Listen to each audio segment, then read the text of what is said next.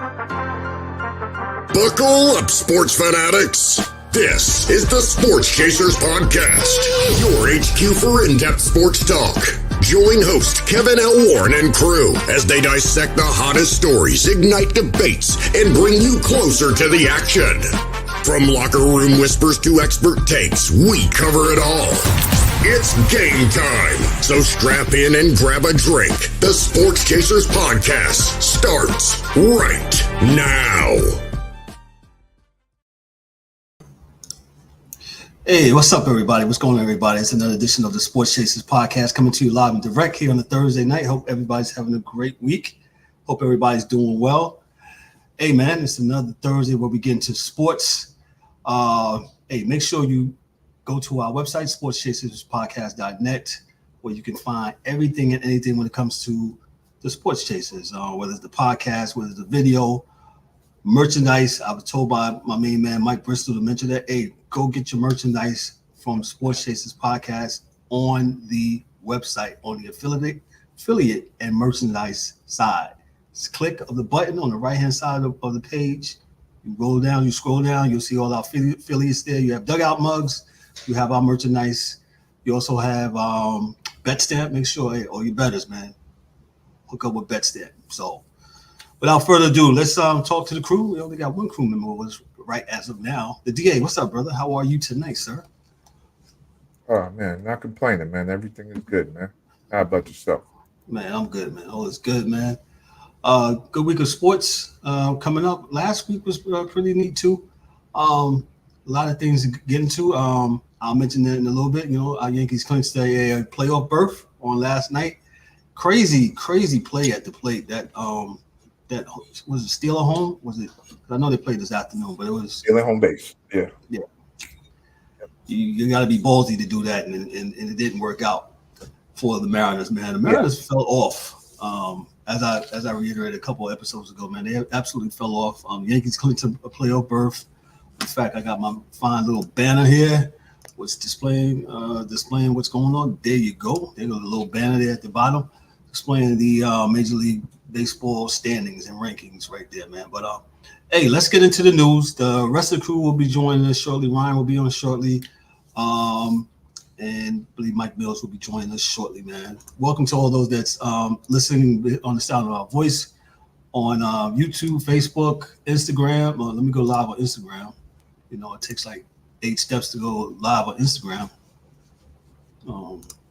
That's for real. But it's not. Well, you know, I know who you ask. You know? Let me go to the Chasers weekly recap on, like I said, the Yankees, they clinched a playoff berth on last night. I believe I heard it's the 58th time in their storied franchise that they have reached the postseason. So shout out to our New York Yankees for making it to the postseason, even though the postseason has expanded since, I would say, the late 1960s, when there used to be two leagues and only 2 teams would make it, you know, and those teams would make it to the World Series, right? And then came divisional play. They went up to divisions, I believe, in 68, 69, and playoffs have expanded ever since, though. So, yeah, wild cards, all the rest of that stuff. Yeah. So, we talked about that. Let me talk about this. This is kind of has not broke the needle, so to speak. But what's his name? I shouldn't say what's his name. Adrian Wojnarowski. He's gone. He's left ESPN. Woj is the name, the guy behind all the NBA Insider, and when it came on that, he decided to leave after a number of years. I'm bringing up the article here. Now he's going to coach at St. Bonnie's in New York, St. Bonaventure University in New York, and he's going to be the general manager there with the whole name, image, and likeness. Now, you know, universities and college universities, they need general managers, I guess, to manage the personnel when it comes to name, image, and likeness, which the student athletes, well, you know, that's what the athletes will be getting now, man. Your thoughts on Woj leaving ESPN? We'll see if all the stuff he talked he really knew or not, you know. That's all. I thought he was coaching, but I guess he's going to be the NIL guy. Um, we'll see what that means. Excuse me. I'm sorry, guys. I'm sure St. Bonnie's is not spending a ton of money on NIL. So, but I only know regardless that of what for it is, you have to manage it. right. I only know that for being a basketball school. I don't even know they even have a football program. I know growing up, I remember I them doubt it. getting into the not the Sweet Bonnie's, 16, but the dance, the Bonnies. But yeah, Woj just left. they're And Atlantic 10. they're in Atlanta 10. Okay, gotcha. So yeah, he's leaving. He's definitely leaving that. Yeah, we had a good boxing match last week. What did you get from that from Canelo and I'm not going to say it was Canelo has a quagmire as far as his career is concerned because he took a lot of years ducking some fights. And so he had like his number one contenders for years not getting fights, whether it be super middleweight, uh, light heavy, or whatever the heck he is now. The number one contenders in all three of those divisions never got to fight him because he wouldn't fight for whatever reason. So this fight that he just had, it wasn't a great fight. He outclassed the guy. He actually knocked him out. Dude was a bigger fighter than he was. Canelo was just a lot more skilled. But as long as he continues to duck Benavidez, that's always going to be a red letter on his career because he hasn't fought. And not to say that there's been a bunch of great fighters at the super middleweight, light heavy, or whatever it was, cruiser, whatever they are. A lot of great competitors at those weight classes, but he for sure hasn't fought all the people that he could have fought over the last 5 to 10 years. Let's say 5 years. And I think that's going to hurt his career as far as being an all-time great fighter. right. So he beat the guy. He was supposed to beat the guy with a hand picked opponent for him. We'll see if he can get a fight against someone that yeah, but he wasn't, he wasn't at his level, and you could tell by maybe the middle of the second, third round, it was like, okay, you can turn to something else. So, but we'll see what his career turns into, because again, he had some fights that he should have taken that he hasn't. He didn't fight some guys, man, and some guys have retired on him. So, as a boxer, your record is, kind of what puts you in a place to be an all-time great. And so I don't think he's going to have that all. He may, I don't know. I doubt it because he still hasn't fought the great fighters at his weight class. I mean, he fought Floyd and he lost. So you got to figure out what he's going to do and who he's going to be around and whatnot. So as far as his competition, as it kind of pans out towards the end of his days, because he is there, he is old, and it should be about it. So I don't think he needs any money, but he definitely needs a resume-winning fight on his record. He needs one of those fights. So what's up next for him, you think? It should be Benavidez. I mean, I don't know who else is even going to make any money for him. This fight last week, it grossed pretty good. It did. It grossed pretty good, but it wasn't a great fight. So, I think he needs he needs that signature fight. That's the way I see it. He needs that signature fight before it's all over it. And there aren't a lot of guys out there to fight. So we'll see at his weight class at 154 or whatever it is, who he's willing to fight and if that fight is actually even a good fight. Yep. Well, but he's had a pretty good career. Pretty good career. Not great. Not what else? What else is up in the boxing world? I know you and D Dubs. Well, we're still waiting to see what Bud Crawford does I think has a fight coming up. Shakira just had hand surgery. Spencer's hitting guys at the fair. So I think anyway should be fighting someone coming up pretty soon.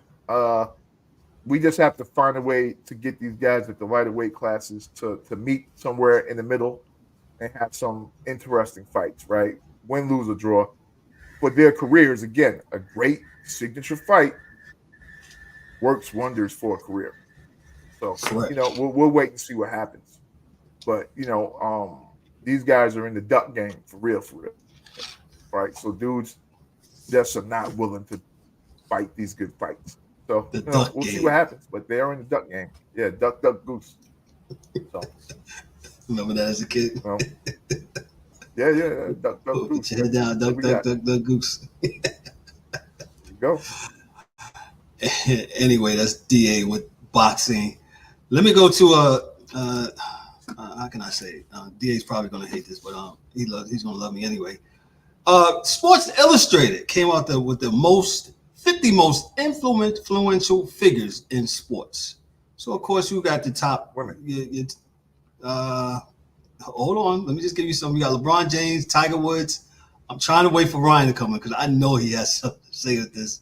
Simone Biles, Dan Hurley, Bob Bowman, Dawn Staley, Pep Guardiola, Manchester City manager Tom Brady, Candace Parker, Lionel Messi, Emma Hayes, Patrick Mahomes, Angel Reese, Carlos Alcaraz,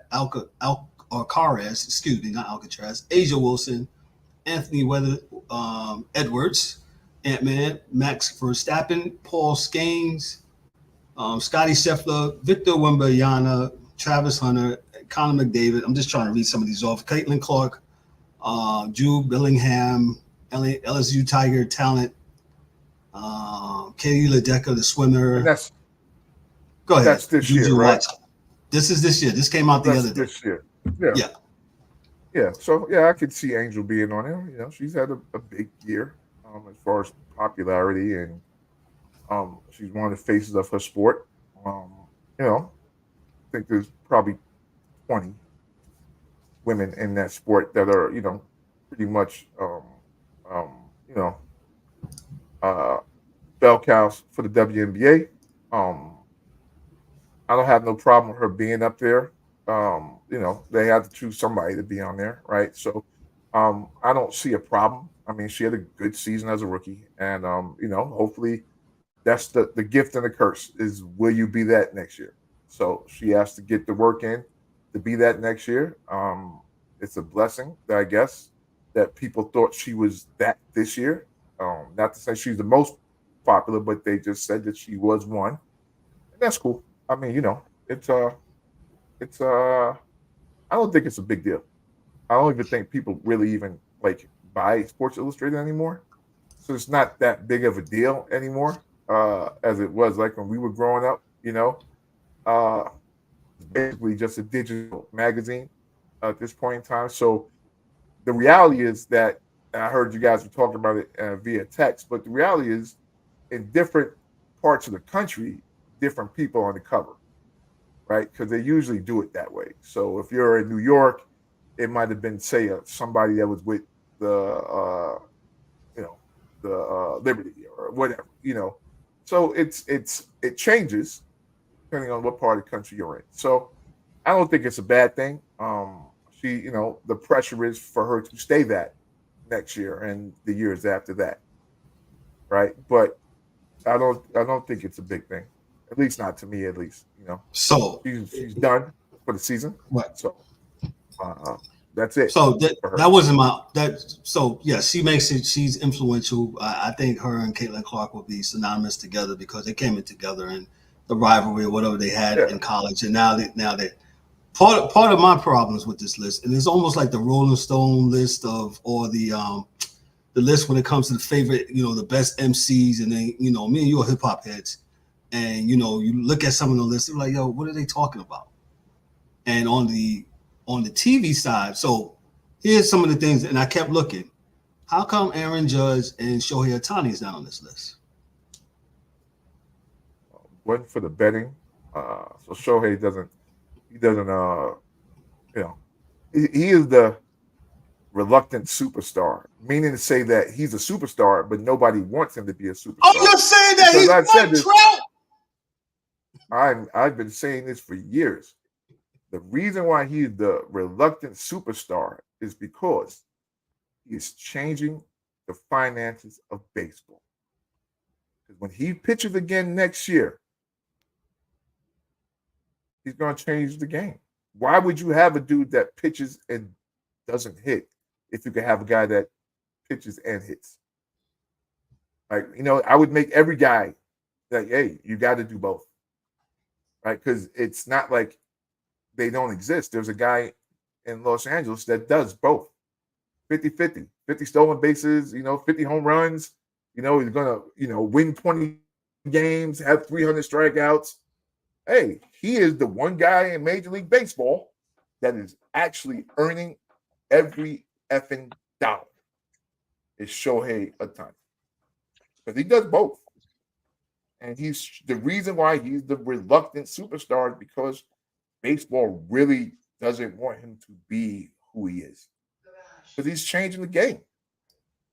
You just go to DR and start getting kids that do both and bring them up. Because it's not like they don't do it in college. D1 college, you pitch and you hit. Right. It's just Major League Baseball where, they don't do that. Mark McGwire was famously a great pitcher in college. So, it's not like it can't happen. It can happen. It's just that people don't want that to happen because he's changing the way the finances are going to be calculated going forward in baseball. Why is Aaron Judge not on this list?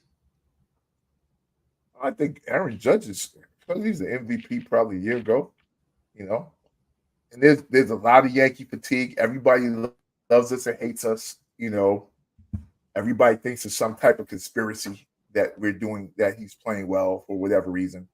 I think he should have been on the list for sure as one of the most influential players in Major League Baseball for sure. Not on the list. He should be on the list. No, I'm talking about this, baseball. So me and you have talked about this ad nauseum, how baseball sometimes is not even fatigued, how they consume baseball now. Baseball is not the most popular. Football is king, right?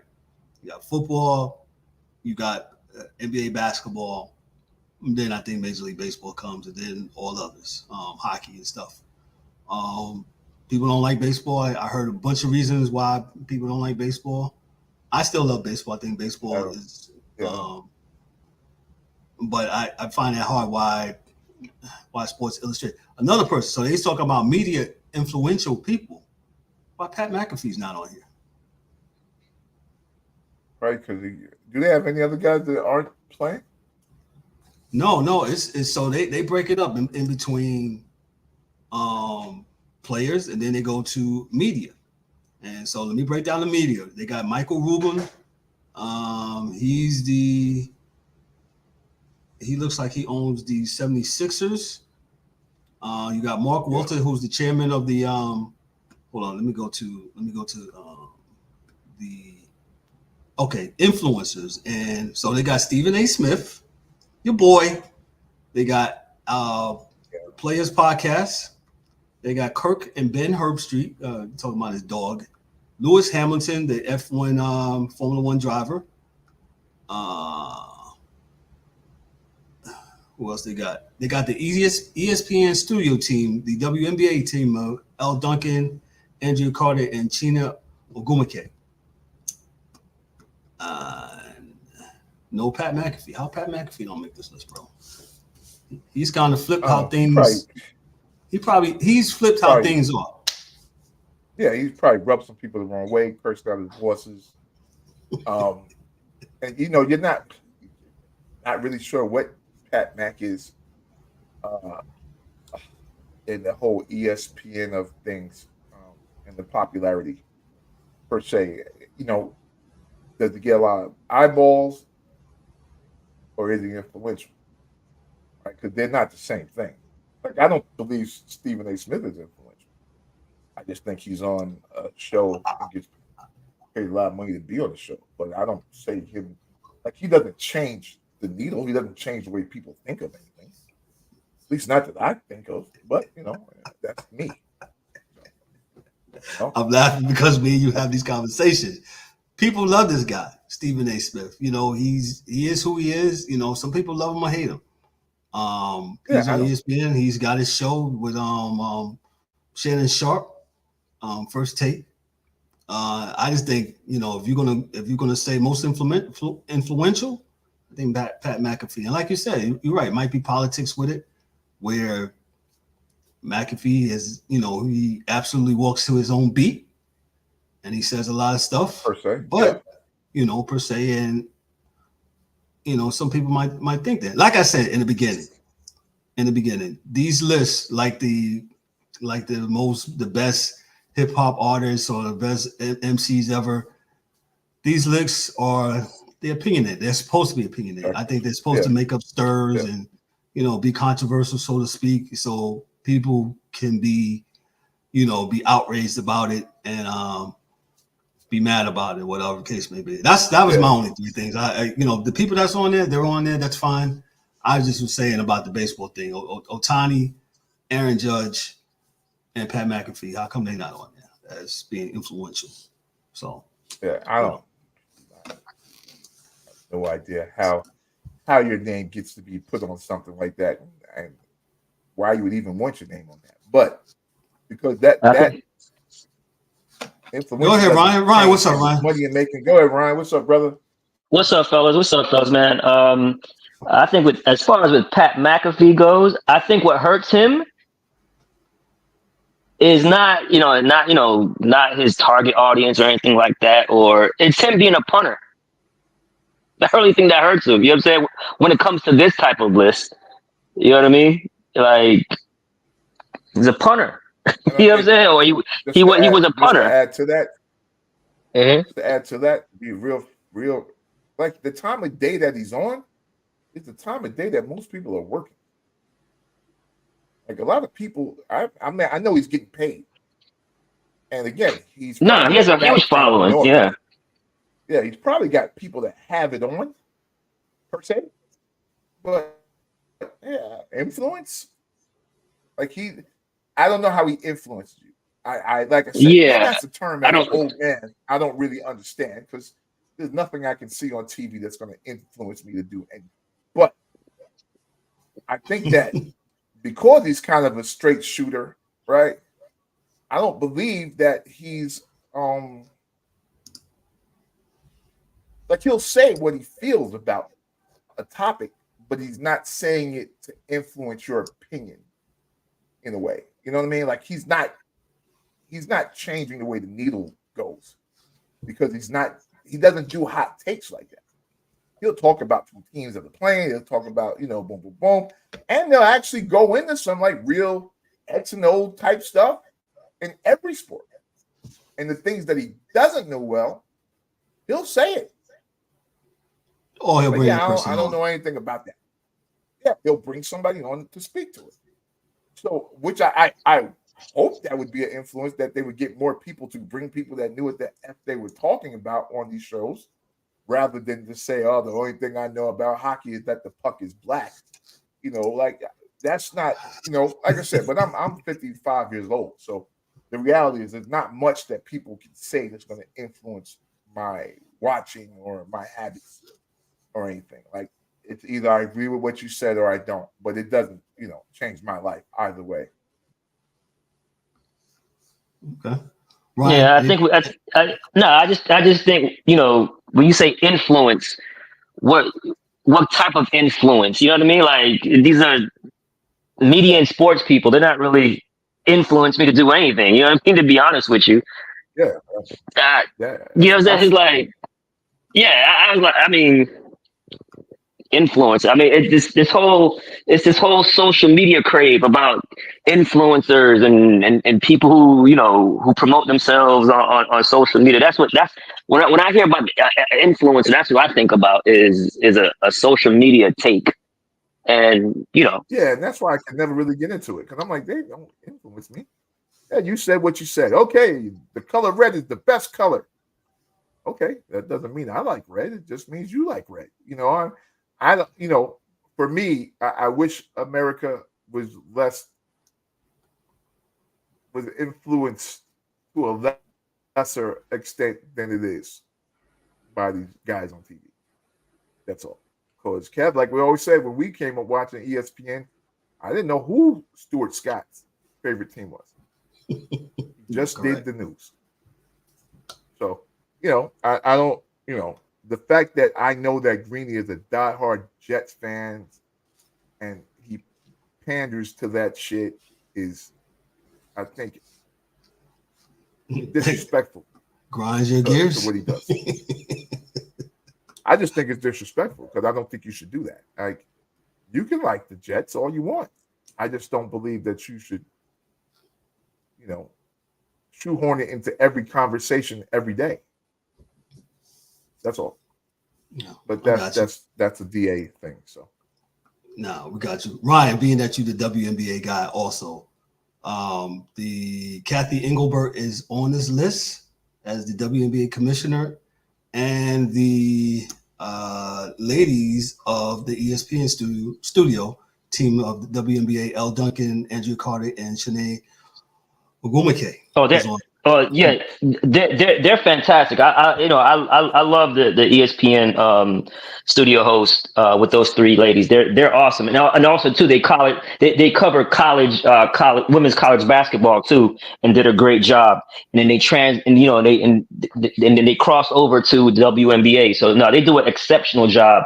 And they also cover the men's basketball pro game. So they're always on NBA Today, giving their takes. So they're phenomenal, man. I love what they're doing. They have great energy. You know what I'm saying? And it's I like that. I like those three. Okay. All right. So like I said, it's all objective. Who you like sometimes, and they got Steve Ballmer up here as D's boy. They got the Detroit Lions principal owner, Sheila Ford. And it says this: it wasn't long that the Ford family was inundated with persistent calls from the Lion fans to sell the team. A loud chance that Ford Fields helped the faithful endure a 66-season championship drought. These protests have quieted over the last few years. The reason for the shift in tune.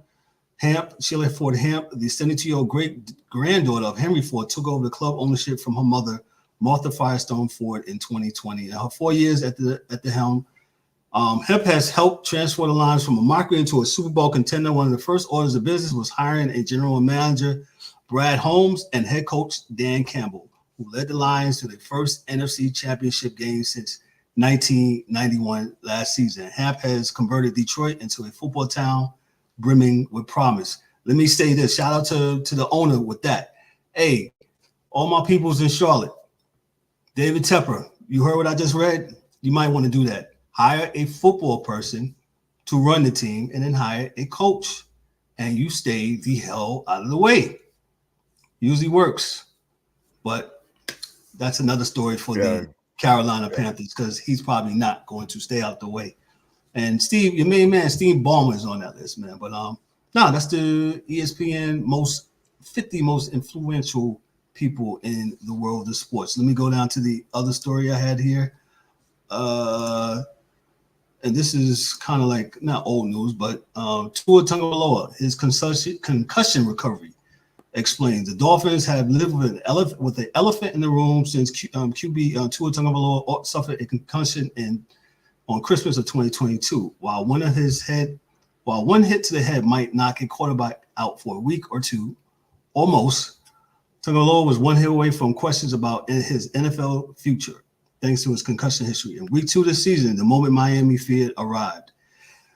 Tua suffered a concussion at the loss to the Bills, his third confirmed concussion in 3 seasons. In the days that followed, Dolphins coach Mike McDaniel refused to talk specifics about his quarterback timeline or the future as a whole. And then they go through what his concussion history is, his CTE, I'll just say this. Everybody's been screaming, been carrying on about, what he should do, man. I said, ultimately, man, that's up to what he wants to do.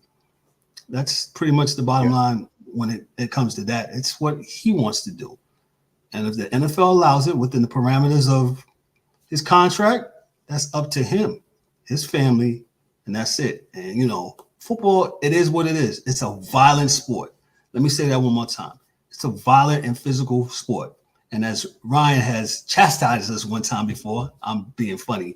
He says, God, this is supposed to be an evolving sport to make it safer. And I understand that and I get it. But still, you can try to make it safe, as safe. They got the guardian cap and all that. It's still, it's a violent sport and people tend to get hurt. And the players know this going in. They know it's a violent sport. They know there's going to be repercussions, at the end of their careers, when they get old. They know this. But a lot of these players, man, no pun intended, I'm not trying to, but they'll go out there and die on the shield for the game, man. They love the game. You know what I'm saying? It's people who saying, hey, he should just take the money and quit. I mean, the guy's 20 to 26, 27 years old. That's what he loves to do. So if the doctors say he clear him to play, he's going to play. He's going to play. And, and that's just what it is. I mean, even if you learn how to slide and do all the other stuff that he was doing, taking judo and doing all this other stuff. Yeah, that's all fine and dandy, but it's a reactive game, right?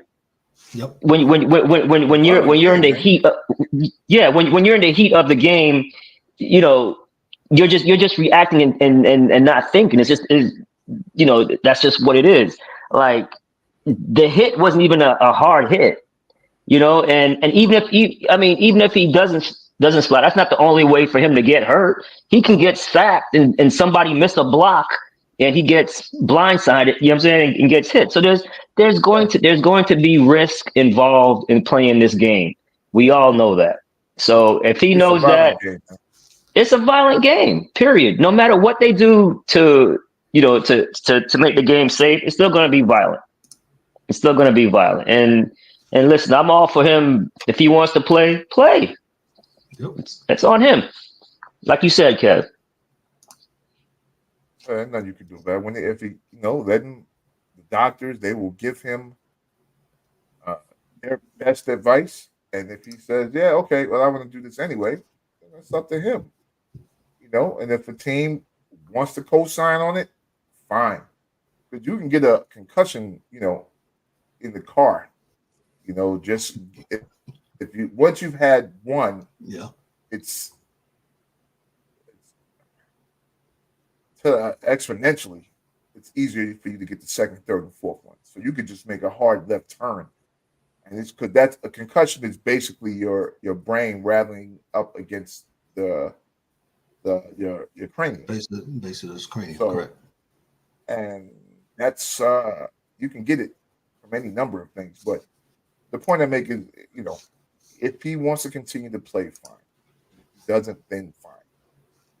So he's I think from a financial perspective, these guys now have insurance contracts and policies that they can kind of make sure things are okay.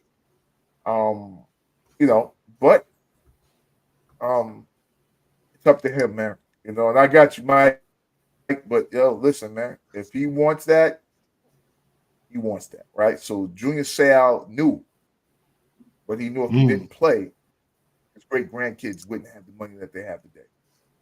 So, it's kind of a warrior's mentality, So you're going to kind of deal with it because generations of your family are going to be okay. Correct. I don't have listen. This is his decision, man.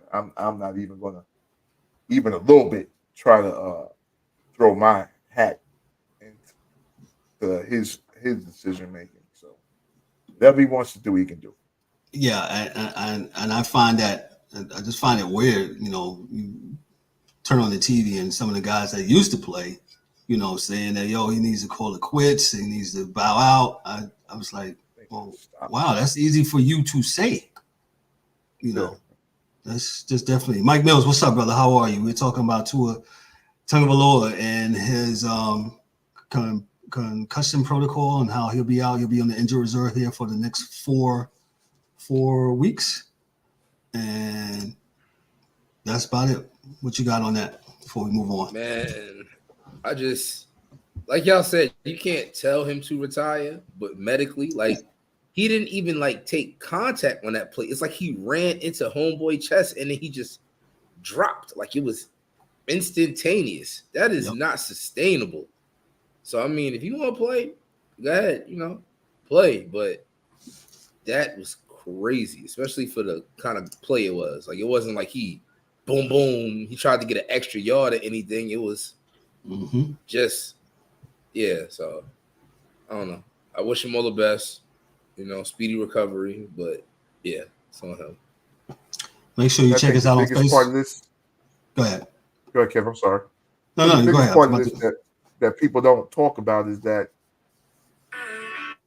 you only talk about the concussions that you know of, right? No one talks about the concussions you caught in high school, or we call, getting your bell rung, the ones you caught in college. These are all before you got quote unquote paid. You know what I'm saying? So, right.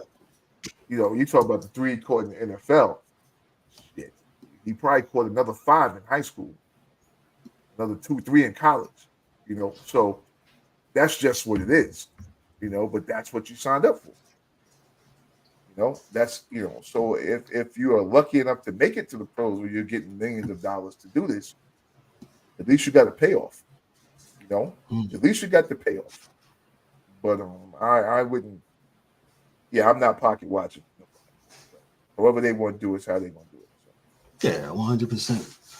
100%. Ryan said he will be right back. This is a very interesting story. This is definitely going to grind DA's gears. From the world of golf. Let me just read this story. DA he says, "Let them suffer." DP World Tour's pro message to John Ram and Tyrell Hatton. So this story says this: 6-time winner Jos Luton is pleased the DP World Tour has put a fight against Joe Rahm and Tyrell Hatton by rejecting Liv's Golf attempted to pay off their fines. Luton, 38, was speaking exclusively to Golf Magic ahead of this week's flagship DP World Tour event of the season at the BMW PGA Championship at Wentworth. European Ryder Cup superstars and Legion 13 duo Rahm and Hatton have been let back onto the former European Tour circuit this month as a result of having appealed their fines for competing on the breakaway Live Golf League. The decision means Rahm and Hatton can now maintain their DP World Tour membership and for the time being, at least keep their hopes of participating in Luke Donald's 2025 European Ryder Cup team alive. Both Rahm and Hatton formed a formidable partnership at the 2023 Ryder Cup, winning both of their matches together in Rome. Neither Rahm or Hatton are competing in Virginia water this week since they booked for Liv's golf season finale at the team's championship in Dallas. Both players will return to the World Tour at the Open de España next week before teeing up at Dunhill Links in October. So just basically in a nutshell, these guys, they play on the European Tour and they've been rocking with Liv and they've been getting fined by the European Tour and Liv. They've been fighting Liv to pay the fine. DA, what's your thoughts on that? Because I know how you feel about this whole. Whatever, man. Dog, listen, he's gonna pay my speeding ticket for me. Mind your business. He's paying my speeding ticket. You know what I mean? So. But that's not right. What they're doing. They're two-timing us. It's not wrong. And that 2-time is their money. Y'all right. y'all can kick them out. Yeah. That's. I don't know what. I'm not sure what we're supposed to do about this. So that's where I look at it. I'm not necessarily sure what we're supposed to do about this. It is what it is. You guys have the tour. You didn't say they couldn't play in the tour. So And like Mike said, they got the bags, right? What's the problem? Ain't this America? Ain't capitalism and he ho ho he whatever it is? What's the problem, man? Let them dudes eat, man. Let them eat. Like, I'm not sure what the issue is. Like, I'm not sure. Yeah, they have absolutely had a problem with Liv since both the Americans and the Europeans I can see now, and that is, definitely is what it is, man. Let me move on to Major League Baseball, and as you see, we got the at the bottom of the ticket there, we got the standing scrolling. Like I said, the Yankees have clinched their playoff spot. Before I go over the I'll go over the rankings, the power rankings according to CBS. We got here as of yesterday. You got the Phillies, they're 91-61. Yeah, I see. The Yankees, they've been beating up on Seattle the last 3 days. They're number 2. The Brewers, who clinched the National League Central, they're number 3. The Dodgers, they're number 4. The Guardians, number 5. They clinched the playoff spot also. These other teams, the San Diego Padres, they're number 6. The Arizona Diamondbacks, the National League champs from last year, they are 84-68. The Baltimore Orioles, who are 5 games behind the Yankees in the National League East, are 85-68. Houston Astros, 82-70. Funny story. They came. I saw a clip yesterday. Altuve, he fouled the ball off his foot. If you didn't see it, go watch it. Yo, dude, Altuve took his socks and shoes. I love it. And showed the ump. He said, yo, mi hermano, hey, que ahí. And why are you trying? Why are you injecting yourself into this game when you don't need to be in there? Yo, if you didn't see it, it is something to be. I love it. Go ahead, Mike. I love it. Cause man, listen, these umpires be tripping. They be wilding. They be wanting to be the star of the show. So he said, you know what? Since it didn't go off my foot, let me show you how bad it didn't go off my foot. So his foot on black and blue and red. Yeah, like yo, he hit my foot. Like, it hit off my foot. Like, what are we talking about? Yeah, and then you throw him out. How many times? Yeah. Oh, how many times did the ball hit somebody's hands and the ref? Oh, it didn't hit their hands. Like, come on, Blue. Yeah, I can't. I mean, we said it the other day. I think we had a discussion. I forgot. I've been doing a lot of shows lately. But how I think it was the other night when we did the WNBA show, and Dan brought up a point about refs in the WNBA. I said, Dan, I beg to differ. It's not just only WNBA. I said, have you looked at Angel Rodriguez? See what he's done? He was forced to retire. Boy, they got a whole website, man, on Instagram about. Yo, I was on TikTok one night. Go ahead, Mills. Some of the calls he missed are egregious. Like, oh my God. Like, some of that stuff, the way it dropped out the zone, he strike. Like, what? Like, he's crazy. Oh, no, it's a thing now, Michael. And these guys are there, and it's like, cool for you to burn the French fries. Like, how the fuck do you stay working at McDonald's if you keep burning the French fries? like, dog, you fired. Like, you're fired. Like, you're fired. Like, you can't stay making French fries. Right. Keep burning them. Come on, man. Stop. Yes, Michael. And that's what it's coming down to, fellas. You'll see. You'll start to look at the lines, and you'll see how the betting lines go. And it'll be apparent. Well, what was that a couple years ago? The ref in the NBA, he admitted that, he had some gambling connection. So, and now that all the sports leagues except betting is betting everywhere, I think D-Dubs was saying when North Carolina went live with the betting, it wasn't a station in North Carolina where every commercial looked like, hey, bet this, bet that, bet this, bet that. Hey, it's great for betting, right? You can bet, and you can bet online now. You can basically do it with your mobile device. And it's huge money. But with that said, look at what's his name brother from the Denver Nuggets, looks like he's done forever. for doing some dumb stuff for betting on his team about rebounds or something like that. So I mean, this is what you get. But I don't know how we went from Altuve to betting. But yeah, bad calls. That's what we did. All right, the Kansas City Royals. Let me resume this. 82-71 and number 10. Mike, your New York Mets, man. Yo, just give me a little bit. They turned it around. I'm waiting for the wheels to fall off. Y'all can believe him if you want to. I've seen this movie before. I have nothing to say until the playoffs. I've seen this movie before. They are in though, so you can't. We got a game and a half lead over the Braves. So I've seen this movie before, man. They've blown bigger leads in less time. So I need to see it. True. I need to see it. Optimist.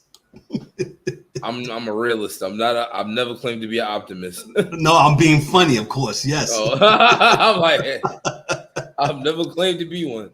Listen, this whole second half, I can't get Mills to be like, yo, your Mets are doing. He's like, nope. He said, you can speak on it, but not me. I'm going to wait and serve. I will say they're hitting the ball well.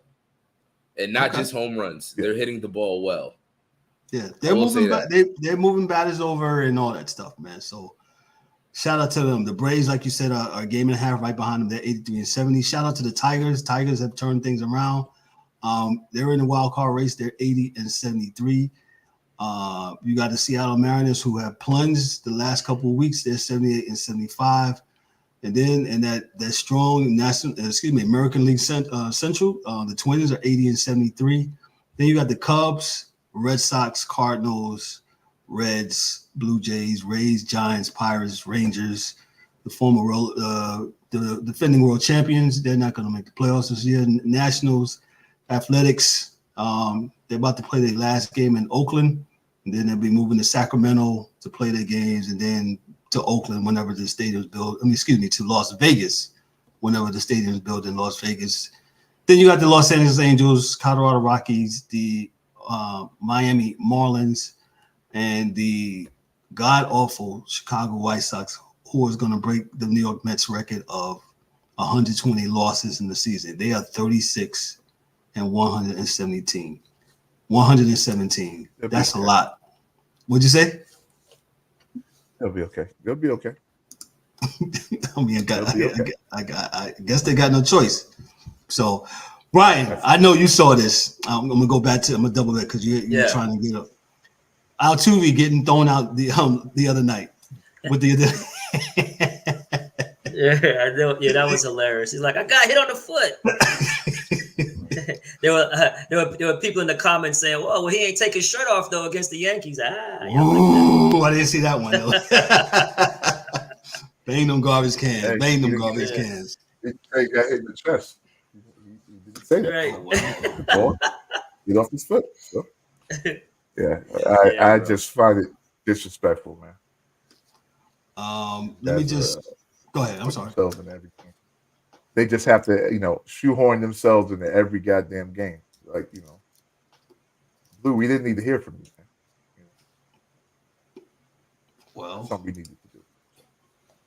So, yeah. So let me give you some other news. Shohei Ohtani becomes the first guy ever in Major League Baseball history in a single season. He's hit 50 home runs and stolen 50 or more bases, man. He did it today against the Miami Marlins down in Miami. I'll give it to Mike Mills. What's your thoughts about Shohei Ohtani and him achieving such a feat? It's scary what that man could do on one side of the plate. Because remember, technically, he's injured. He can't pitch right now. No. So it's like, technically, he's injured. Like, if that's what he can do injured, what is he going to do healthy playing both sides of the ball? So, congratulations to him. Change the way dudes are paid. Yeah, that too. Yeah. Whenever somebody does something like that, it does reset the market. But DA is saying that they possibly could. The money factor. Go ahead, DA, because I don't think Ryan was on when you said this. What are you thinking? How it's gonna have scouts, GMs, or whatever go out there and find dudes that can do both, like they used to. That's all.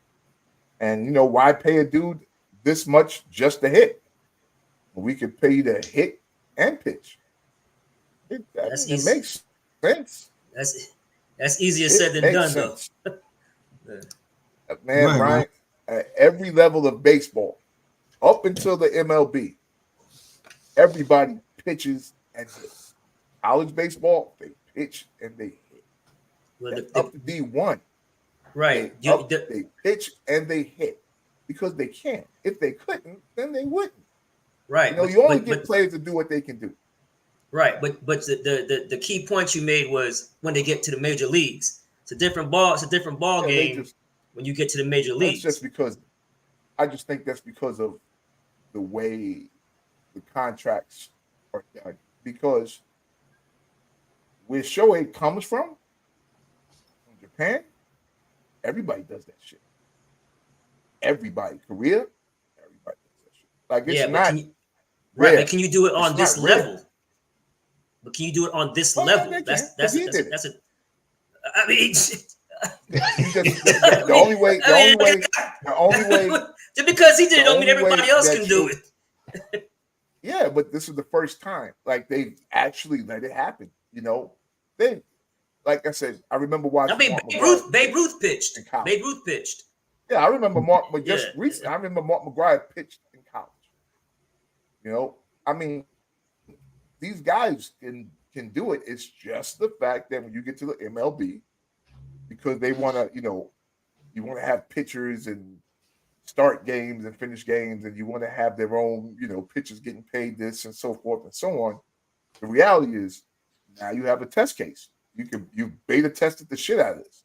You got a guy that can do both.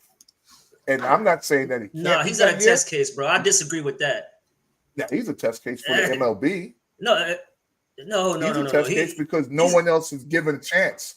No, he's an anomaly. They never gave another guy a chance to do it.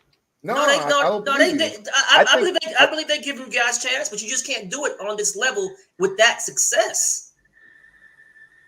That's the thing, shot, man. You got remember this dude never played it.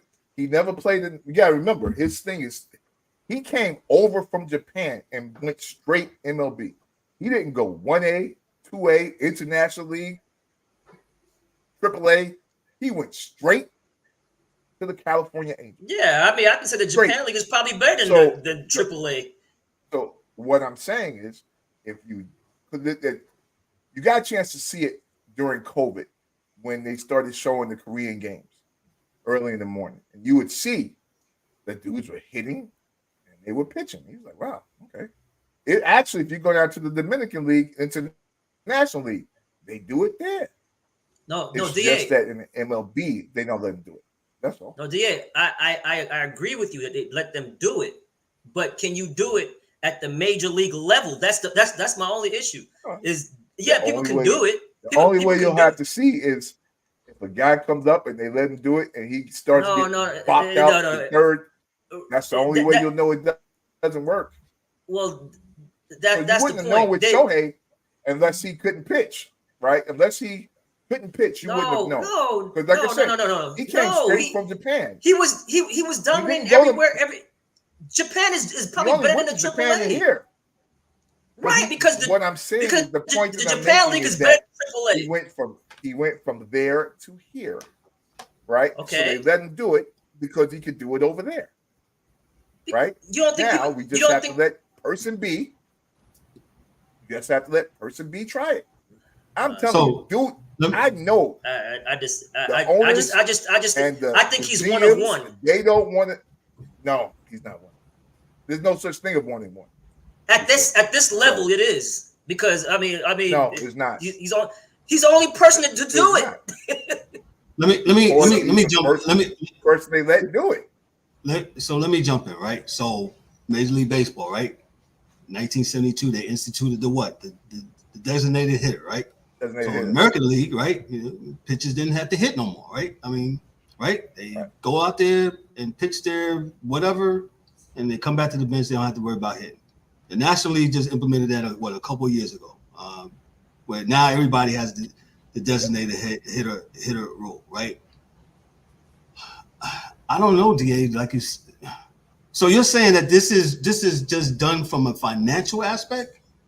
That's what your point is? That's what I'm hearing? What I'm saying is that the reason that it works is because it works. It won't work until it doesn't work. When he first came over, everybody was like, this ain't going to work. Until it worked. He was like, oh, shit, this dude is actually doing both. It was the first time we'd seen it on a regular basis. Because we saw it, like I said, in the National League. There was guys that, hit home runs that were pitchers. They batted nice. Yeah, but not like this guy. You're making my point. Listen. We've seen it. No, I'm not. Listen to what I'm saying.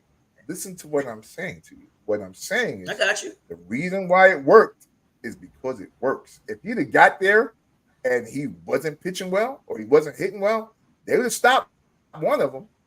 They would have told him to stop one of the two. But being that it worked, he gets to do both.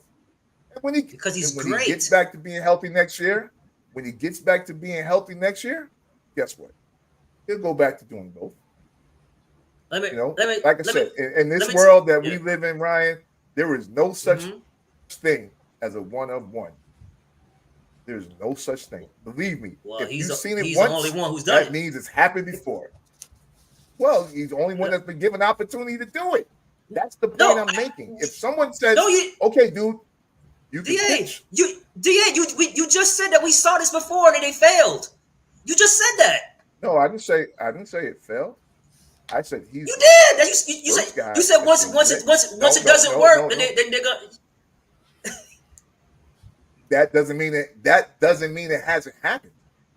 What I'm saying to you is this, Ryan, right? All because the National League let dudes hit, right? Because it's your pitch day and you're number 9 and you hit a home run that day. That's cool. That was expected, right? But to do it on a regular basis, the first time Major League Baseball, it was a shot given for that to happen, was the first time he came in there to do it. And it worked. So I bet you money. This is just from a monetary standpoint. Every GM out there is looking for the next guy that does that. That's all. That's my point. That's the guy that does it. No, that's my point. Doesn't mean you don't think all this multi-billionaire these baseball teams have scouts who are not trying to find guys who can do both? There's just not any who can do it like him. Yeah, they do. That doesn't mean it. Listen. But what you're saying is this, right? And this is what I understand what you're saying. But dig where you're at with this, right? So you're talking about a guy that did 50-50, right? Pitched his first year pitching and won 20-something games, right? So what I'm saying to you is, all because there isn't a guy doing it to that level doesn't mean that they can't do it. The level that you're talking about at this point in time is he is the guy that's in the league now that they've given a chance to do it. Right now, when he got hurt, totally they said, no more pitching. They said no more pitching for you because he got hurt. We'll see how it looks next year. Right, what I'm saying is that they don't have to let him go back. They don't have to, because what did he just do? 50 and 50. You know why he has to pitch? Because he's awesome at it. There's one thing about sports and these guys. If you're great, they're gonna find you and they're gonna put you where you can be great. That's one thing I know about scouts from any professional football league. They'll find whoever anywhere. If you're great, so I totally disagree with you. I totally disagree with you when you say today. I bet you $1,000 today that 3 years from now there'll be 3 other guys that do it. I'm not saying you're wrong. I'm just saying these guys are out there. Thank you. They're not out there, because if they're out there, they'll already be here. Because these scoutings are second to none. They'll find anybody who can, and they'll go anywhere to find talent like that. He's just great. Are they willing to pay them what they're paying him? If he's great, yes. What do you get paid off? What are you talking? If he's great, yes. What do you get paid off of? You get paid off of what you can do, right? What's your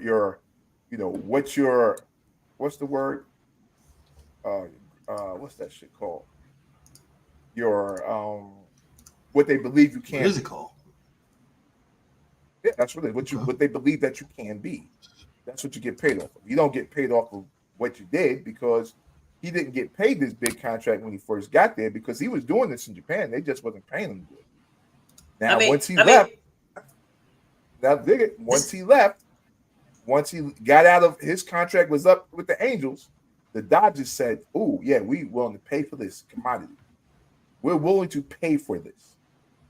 So they paid for it, right? Because, as you said, he's great at. You're talking. The word you're looking for is potential.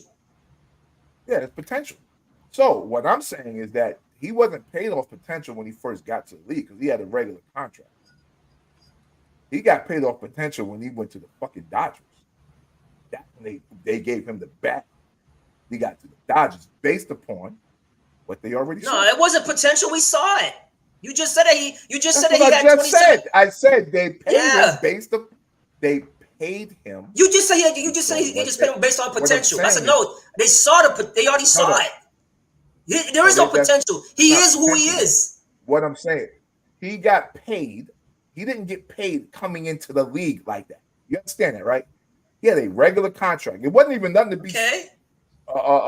Right? Because it's like, okay, well, let's see how this works out, right? That's what they said. The Angels, let's see how this works out. And then when it started to work out, then they're like, oh shit. Then they said, well, we can't afford to pay him anymore. The Dodgers can. The Yankees could have. But, the A's couldn't do it, and based upon what he did. But when he first got to Major League Baseball, he had a regular contract.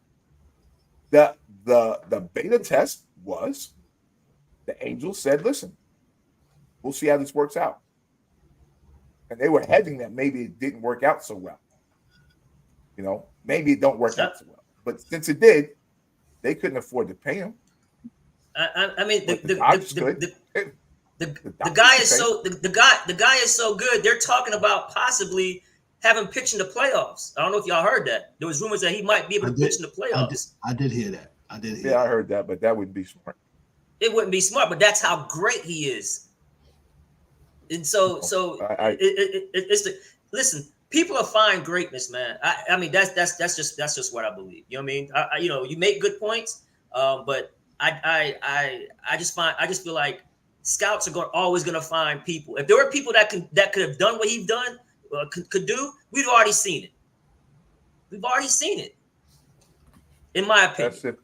I think that's. Go ahead, Cap. No, go ahead. Now I have the last thing on this. I was gonna say, I'll end on this. The price is only what the market is willing to pay for it, and any and all things. So if there are guys out there, but they may not be to that degree, or that team may not be willing to spend that money, then that's what it is, right? The Dodgers, the Yankees, maybe even the Mets, 3 big market teams were willing to all pay this man that money. And he chose to stay in the market that was more based on where he wanted to be. But what I'm saying is that they're going to find another one. He may already be in Japan. He may be in Korea.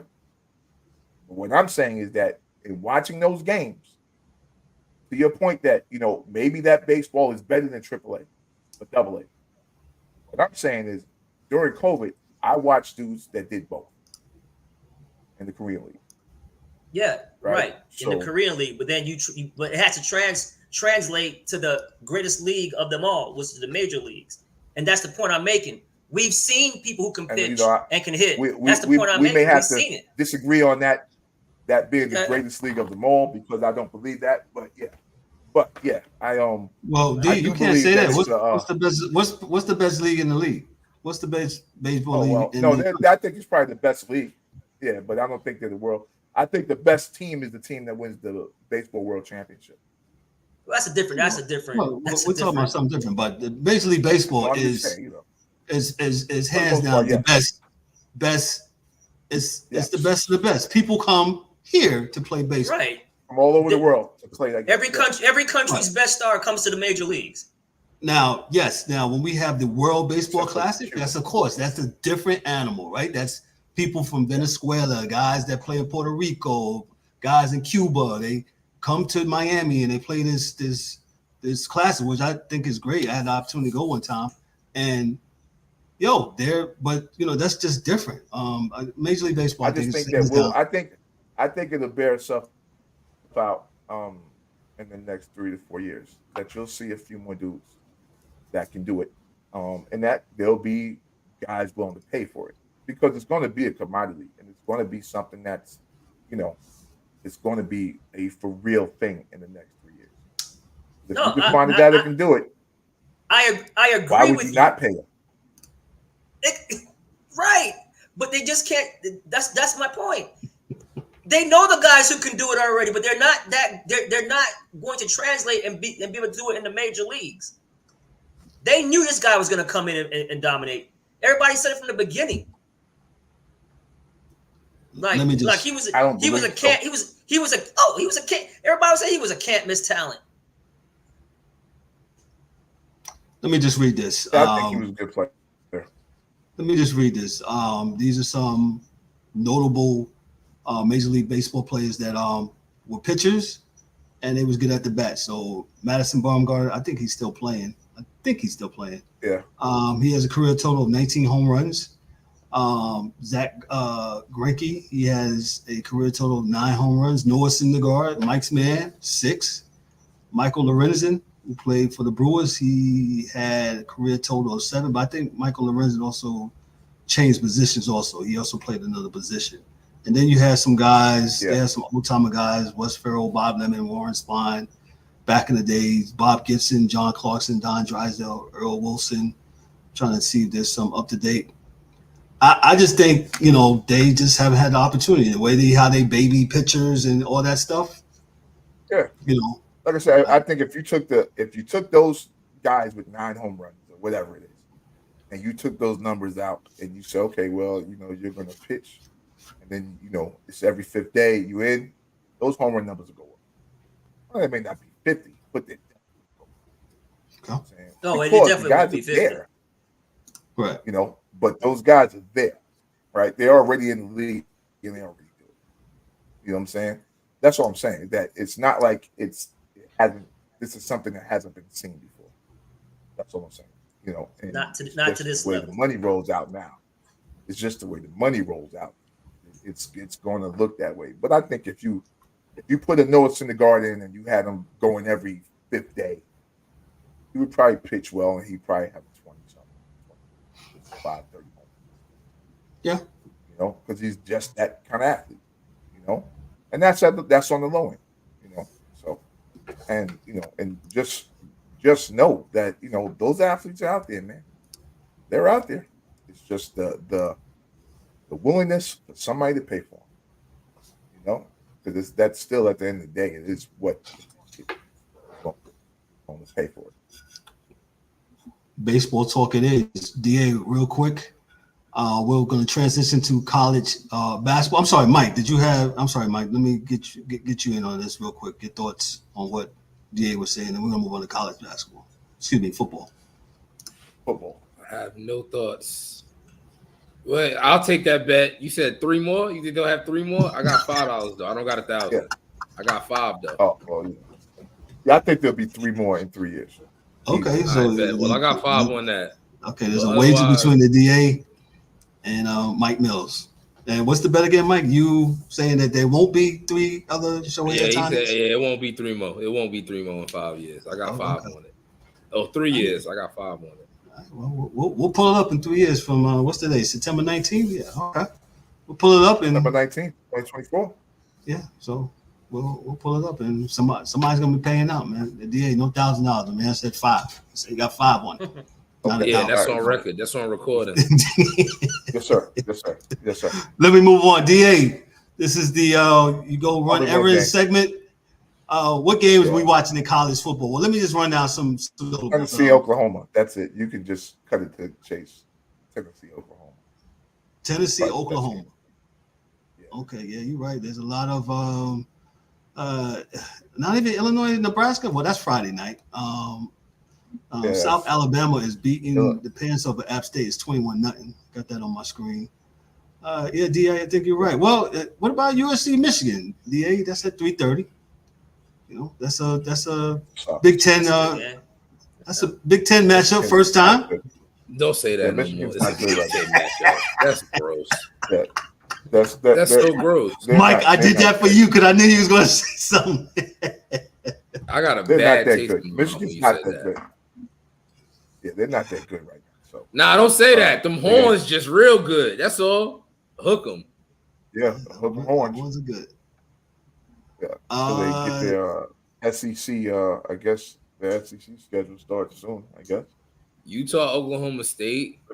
It's a 4 o'clock game. It's 4 o'clock game. Yeah, I said that same too, Mike. You said Tennessee, Oklahoma, right? I think Oklahoma State's. Yeah, I think Oklahoma State's going to beat Utah. Utah has a good defense, okay offense. Oklahoma State's a better overall team. Tennessee, Oklahoma. I got Tennessee. Probably should win that game. I think they've scored like 200 points in the first 2 games already. And their defense is probably better than their offense, which is the scariest thing for them. But we'll see what Oklahoma has, on the way in. Remember, they're new to the SEC, so we'll see how they adjust. Okay. And, try to get them through one recruiting cycle of SEC caliber players. So. Mike Bristol said Miami, USF. Yeah, that's going to be a good game. Mike, you can go on out to the store on that one. Nah, USF is not bad, man. USF Miami's really good. No, Miami's really good. Not bad, but Miami's really good. Yeah. They got on at 17 on that one. Really? Wow. You talking about the Miami game? Yeah. Thoughts of Arch Manning? He's going to be starting against Louisiana Monroe this week, I guess, to give Quinn Ewers more rest from his injury. Start this weekend. Right? Yeah, it is. Yeah, exactly. Yeah. So you say they get him some reps? Give him some reps. No reason to play the starting quarterback. Yeah, Ewers is not. It's a practice game. You know what I'm saying? Let Arch get comfortable just in case Quinn get hurt again later. You know what I'm saying? Because last year Quinn missed some games during conference play. And then Murphy had to play Malik. So it's a new conference. He's not there this year. Right. This is a different conference. You're right. But new conference this year. You're right. But reps is reps, man. Mr. Ewers will be back. But this is good for Arch. Yeah. This is really good for Arch Ball to play these games right now. I mean, he's a hell of a quarterback. So yeah, you can definitely see that. He already better than his uncle. Huh? He was fast on that run. On that run, yeah. Other team was just real slow. Oh, that's what it was. Chill out. He had a little. DAB, he had a little tonight, boy. He is running a 4.5. Well, to be honest though, Arch Manning is the son of Cooper, who's a wide receiver who was really good. Yeah, he was a wide receiver. So maybe that's where he gets his prowess athletic ability from. Yeah, because Cooper wasn't Peyton and Eli. Cooper has some athleticism, man. Cooper can move. Yeah, Cooper, he was playing. I mean, he got a cup of coffee in the league. He got a cup of coffee. Okay, so not much on the college front. Like I said, we'll talk about the NFL on our NFL Blitz show. The Jets and the Patriots, I believe they have started already. 7-zip. 7-zip. Who? Jets? Yeah, amazingly, right? You see how you had to question that? Because the Jets should be getting tired of getting beat down by the Pats the last 20 years. Now the Pats are in rebuilding mode, so they should win this game. So the Pats are rebuilding, but they better than people think they are, and that's the scary. Yeah, they actually play good defense. Their defense is real good, and they're committed to the run, like you guys always, you know what I'm saying, preach. They're committed to the run. They're gonna run the ball. Gotcha. Right. Kind of have no choice, but yeah, I know, right? Miami has picked up Mike's old quarterback, Huntley, right? What was his name? Huntley? Yeah. They picked them up for insurance policy. You got the Bears in Indianapolis. They play at 1. You got Denver and Tampa, Green Bay against Tennessee, Houston against Minnesota. That's going to be a real good game. Chargers against the Steelers, Giants against the Cleveland. Keep on losing, Giants. Keep on losing. Eagles at the Saints. I think that's going to be a very good game. Carolina versus Vegas. Vegas, don't mess it up now. Miami versus Seattle. Baltimore and Dallas. Mills, this your team. What's up, man? I ran into a Cowboys fan today. He doesn't think y'all going to beat them. They said, they having problems. I said, y'all have problems defensively. I don't want to hear it, man. So, what's your thoughts on Baltimore? Yeah, but if Dallas, Micah Parsons is in the backfield all day, we're not going to have a chance in hell. So, he had 2 tackles last week. Don't worry about that. Don't worry about that, Mike. Listen, did you see Max Crosby? Max Crosby. He got back there. I did. Max Crosby. Micah's not too. He's an actual. Max Crosby is actual. He's an actual defensive lineman. Like, he's a big boy. Michael Parsons is right. Like 6'3", 125-pound linebacker that really don't want all the contact. So yeah, but our O-line is not good. So when you got a bad O-line, got to run at him. No, got to run at him. Yeah, our O-line is not like that this year. And we're not running the ball like we should. I don't know why. Why is that? I mean, you got Henry. I mean, not saying that he's going to be the workhorse back as he was before. I think John Harbaugh's doing that thing where he think he's smarter than everybody else. And we saw it with Flacco. Like, when we won the Super Bowl with Flacco, he stopped running the ball and wanted to throw the ball and do all this crazy stuff and try to turn Flacco into the 300-yard man. So now it's time with Lamar. Yeah, we gave Lamar all this money. Let's prove that he is a quarterback, and we coached the quarterback, and we made a quarterback. Well, so we're going through that. So, yeah. We might pull this one out late, but I don't see it being us going out there and dominating like we should.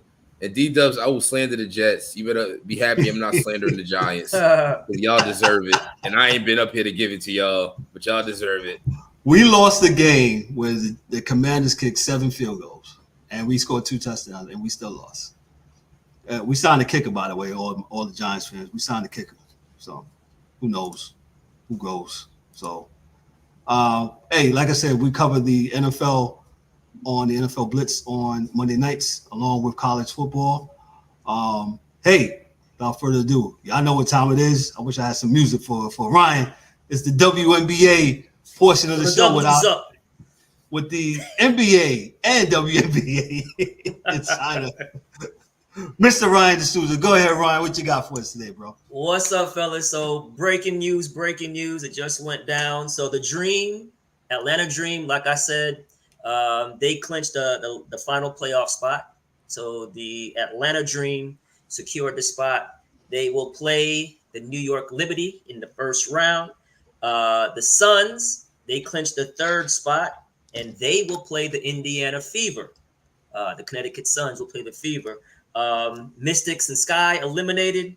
So it's about that time, man. Playoffs about to start. A lot of teams didn't have anything to play for today. So a lot of teams rested stars, played only like half the game. So so we got that starting on Sunday, man. So again, Dream, the 8th seed.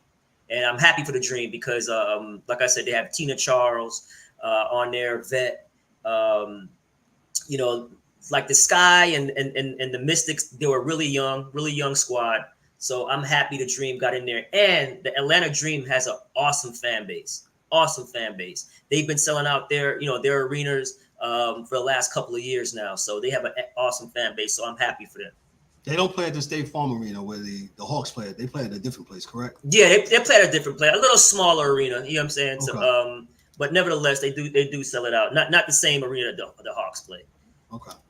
The old Omni. Remember the old Omni? The old Omni, yes. Yeah. Live at the Omni, yeah. So it's gonna be fun, man. It's playoff starts on Sunday. And it's gonna be exciting.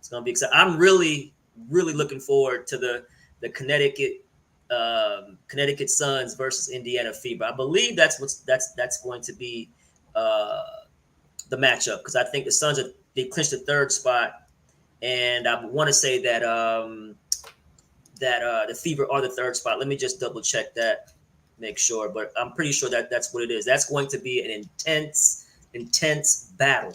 That can pretty much go either way, but I got Connecticut probably winning, going the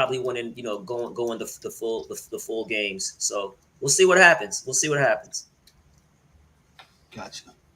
Any other side stories you got for us, Ryan, before we get out of here on the WNBA or NBA? I'm sorry Dan's not here. I hope Dan's listening. There's rumors that DT might call it a career. She hasn't made up her mind yet. Obviously, the Suns are still in the playoff hunt. So she came out and said she doesn't want to make any rash decisions, but she knows that the end is near. So I don't know, is it the end of this year, or is she going to do it one more year? So we'll have to wait and see with that. But Diana Taurasi has come out and said that the end is near. So maybe it's one more year, maybe it's after the playoffs in this year. So we'll see with that. With the WNBA, we all know Asia's going to be unanimous MVP. As she should be. Yes. Phenomenal season. Caitlin should be the overwhelming favorite to win Rookie of the Year. Well deserved. I like Kennedy Carter for Comeback Player of the Year. She had a great season. It's and Asia might win Defensive Player of the Year as well. And shout out to Nafisa Collier. That was my actual pick for MVP this year. Was Nafisa Collier from Minnesota. That was my pick, at the start of the season. But man, any other year she would be the MVP. But Asia just had a historical season. The only player with 1,000 points in the season. Just a ridiculous stat line. And she's the heart and soul of the Aces, and they're going for the 3-peat. So let's see what happens there. So should be fun. Gotcha. Should be fun. Go ahead. Yeah, I played women's fantasy basketball this year, and I came in 3rd place. So shout out to that. Shout out to the WNBA. I've been playing that for the last 7 years. Don't tell nobody. This is my first year playing. Oh, it's fun. Yeah, like I was watching before. Yeah, like I'm not like, we know I'm sexist a little bit, so like this is the first for me. I'm like, let me dip my toe. Right. Yeah, I actually came 6th. I didn't even make the playoffs, man. In the league, man. It was but my brother won. The league, man. And the funny thing is, he had like the whole rookie team. He had Caitlin. He had Camila Cordosa, and I traded him Angel Reese. The dumbest trade ever. I drafted Angel Reese, and and right before the season started, because I'm like, okay, she'll do all right. You know what I'm saying? I didn't think Angel was gonna have that dominant of a year, especially on the boards, get the double. She was phenomenal as well. Shout out to Angel Reese, man. Shout out to all the rookies that that played. Rika Jackson from the Sparks, Ball. So yeah, man. So Rikia Jackson, man. So yeah. So all in all, it was a great season. A lot of eyeballs. Yeah, man. So we hear the playoffs are here, and this is where you're gonna get most of the eyeballs now, right? So playoffs are where legacies are made, and hey, Indiana has a chance, man. If they can get past Connecticut in that first round, I want to say Phoenix, Indiana. Ooh, hold on. If Phoenix might jump them though, so we'll wait after Phoenix's game tonight. But depending on who they play, if they can get out the first round, Indiana better not fall to that 7th spot and have to play Minnesota, or it's a wrap. Yeah, they're not beating Minnesota. They better not play Minnesota. What was their record against Minnesota this year? Did they beat them this year? I think they did beat them one game, but Nafisa Collier didn't play. She didn't play. I remember that. Yeah, okay. Collier didn't play in that game. The only game they won. They beat the Aces now one time this year. So yeah, they didn't beat the Aces one time. So it's locked. The Aces going to play the Atlanta Dream, and then Minnesota's going to either play Phoenix or Indiana. This is going to be a good one. The 4 and 5 matchup is going to be excellent. It's going to be the Aces versus the Storm, and yes, and not only that, it's a bunch. When I say a bunch, it's a bunch of number 1 picks in that series. I want the Aces have like 4 number 1 overall picks, and I want to say the Storm have like 3 or maybe 2. So it's some talent, man, in that series, and that series that's gonna be a good one. That's gonna be a good one. That's gonna be a good one. So yeah, man. So I'm happy it's here. And we're gonna have fun with it, man. So we'll see what happens. Definitely a fun time. Also, I don't remember. I can't remember if you did mention. You might have mentioned. And this came out a couple of hours ago. The Rockets owner, what's that? Tillman Fertitta, looking like he's trying to Fertitta. Yeah. Go ahead. Yeah. It was rumored. Obviously, I'm a huge Rockets fan. Huge Comets fan. The 4-time back-to-back champions. They won the first 4 championships with Cheryl Swoops, Tina Thompson, Cynthia Cooper. You know what I'm saying? So that was like the first dynasty ever, and for them to lose that team and that team go away, that kind of hurt the league too as well, because now people are looking like how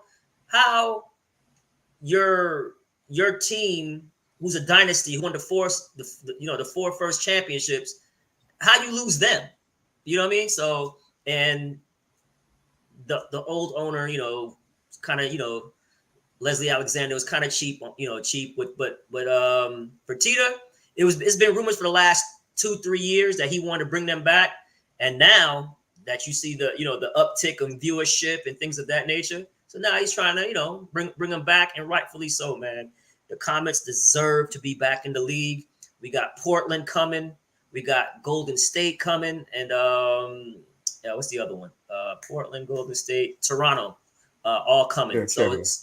Yeah, so it's So Toronto, Portland, and Golden State. So that's 15. So if you add Houston, that'll make it 16. So I'm hoping for that to happen. Can't wait for that, man. So do you think, let me just be the devil's advocate, do you think this might be a little bit too much expansion too soon? Your opinion? No. Okay. No, because here's why, right? Because when you had them under the umbrella of the NBA teams, right? Right. They weren't making these numbers, right? No. As far as viewership and things of that nature. So you got to build while you got to strike while the iron's hot. Correct. So and it's in the works. And not only that too, man. Remember the problem that the league has with all these top picks not even making the team. So now you add a potential of 4 more teams. Right. It's only going to make the product better. You know what I'm saying? So it's not a watering down of the product. Okay. That's a great point. No. Yeah, it's no, because there's so many players who can finally make a roster now and get minutes and show their talent, and like we said, the young lady that used to play for the Dream that played for Canada, she wasn't even on the squad and she balled out. Not for Canada, France. For France, yes. My bad, Canada. No. My bad. For France, and she just got signed by Seattle Storm, and she's in the starting lineup, as soon as she got there. So yeah, man, it would be awesome for the league, and not only that too, man. Getting the Comets back would just be it'll be awesome. It'll be awesome, especially. Okay. And like I said, I'm a little biased because I'm diehard Houston Rockets, Houston Comets. So hopefully that happens. Hopefully that happens. It's not a lock. It's not a lock, but hopefully that happens. Well, maybe after got some money. Yeah. Who's that? Fertitta's got money. So okay. Fertitta's. So Yeah, so you're saying he's not like what did Dan say the other day? He's not the cheap owner like the Bengals owner. Yeah, now he's good. I think they made money when they sold UFC. So yeah, I mean they're good. Okay. Oh yeah. The Jets are up 14-0 on the Pats. Go ahead, Brian. Also, I just got the schedule for the WNBA playoffs. I got the schedule right here. All 4 games are on Sunday, starting at 1:00. Atlanta Dream at the New York Liberty at 1:00. Then we do have Indiana at Connecticut at 3 p.m. Then Phoenix at Minnesota at 5 p.m. and then Seattle at the Aces 10 p.m. So it's gonna be a fun Sunday, fellas. A lot of turning and channel surfing, so to speak. I heard somebody the other day that was talking about how it's all hold on, Kevin. It's all on ESPN and ABC. ESPN has the 3 games. The only game that's on ABC on network is Indiana and Connecticut. So yeah, so absolutely, rightfully so. But then ESPN has all the other games. So 1:00, 3:00, 5:00, and then 10:00 on Sunday. It's gonna be a fun day. I heard a guy on the radio and he was saying, how does the WNBA put up games against the NFL? I'm saying to myself, easily. I says, because those that want to watch, they'll watch. And your team, like my team, I watched the red zone now. That's how much the Giants suck. So I watched the red zone. Right. I haven't watched the game. And I absolutely peak. Go back and forth and been peeking at the WNBA. So I think the WNBA is in the sweet. Listen, football, yeah, we all know it's king, whatever. But those that want to watch, they're gonna watch. They're gonna go to the games to the WNBA, and kudos to them for capitalizing on all this momentum, because that's what we're gonna call it. That they have gained in the last year. Hey, like I said, we have had couple of standalone shows just about the WNBA, which is crazy. But thanks to you, thanks to Eric. Thanks to Dan, our new WNBA guy, the hockey dude. That's funny. Talking about the WNBA. Hey, you two guys got to get me also on the WNBA fantasy. I think that's great. Mike, how long you say you've been playing? We'll do a Sports Chasers league. Yes, we'll do a Sports Chasers league. Good idea, Ryan. Yeah. Great idea. Do a Sports Chasers league.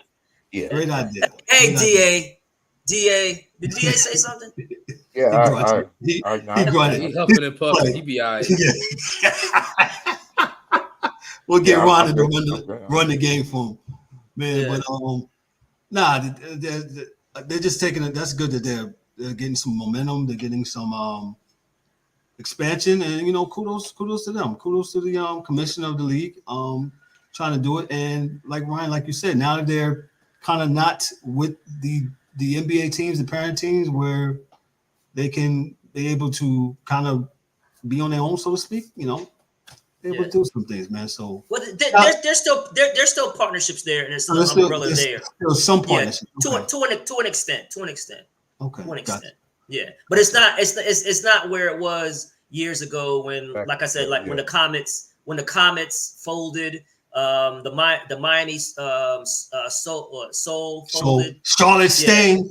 I went to a bunch of Charlotte Sting games. Yeah, man. Because the owners of that team said, listen, and the thing with them, they really don't fold. They just go to a different new city, right? Except for Houston. Mm-hmm. Houston didn't go to a different city because for instance, San Antonio is the Las Vegas Aces. Right. You know what I mean? So yeah. So you have that. Oh, the Charlotte Sting was owned by what's my man? BET at the time when the Bobcats. Bob Johnson. Yeah, Bob Johnson. Yeah. Shout out to my frat, Bob Johnson. Shout out to Bob Johnson. Yeah. Party shots as we get out of here. I'll start with Mike Mills. Mike Mills, what you got for us before we gonna get on out of here, sir? Shout out to everybody here. Shout out to everybody watching. Shout out to everybody that couldn't make it. And that's about it. Okay. Got you. The DA, what you got for us, sir? Everybody have a great weekend. Great basketball, great football, NFL. One or two good college games. And baseball playoffs, man. You know, right around the corner. Like Donkey Kong. So let's go, Stros. Let's go, Stros. Stros are first place in the American League West. Should be clinching here in a little bit. Shout out to all those in the comments. Thank you so much, Debbie, Mike, D-Dubs couldn't be with us. The Angry One, my mother, Vanessa. Thank you. All those on Instagram, Twitch, Facebook, YouTube. Thank you so much. I appreciate you. We appreciate you. Without you, none of this is possible, man. Without the viewership, we're gonna keep on trucking it and doing what it's doing. What you got for us, Ryan? None. All I got for you is Sunday all day. Watch your football. Watch your red zone. You know what I'm saying? But tune in. Go to ABC. Go to ESPN. 1 o'clock. Atlanta Dream versus the New York Liberty at 1 o'clock. Indiana Fever versus the Connecticut Sun at 3 p.m. on ABC. Then you got Phoenix at Minnesota at 5 on ESPN. Then you got the Seattle Storm versus the Las Vegas Aces looking to go back to back to back at 10 p.m. on ESPN. Let's go. That's what's up. I think I'm going to have that box on my screen. I'm going to have one of them showing and the other one silent as I watch it, man. So yeah, very, very good time of the year. Like I said, you got the baseball players about to heat up here. I think there's 10 more games left in the seasons for baseball. Football, NFL week 3, college football week 4.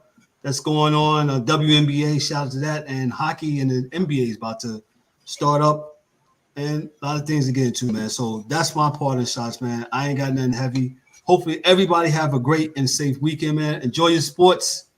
And hey, just be kind and cool with one another. So listen, on behalf of myself, I'm Kevin O'Warren, your host and moderator.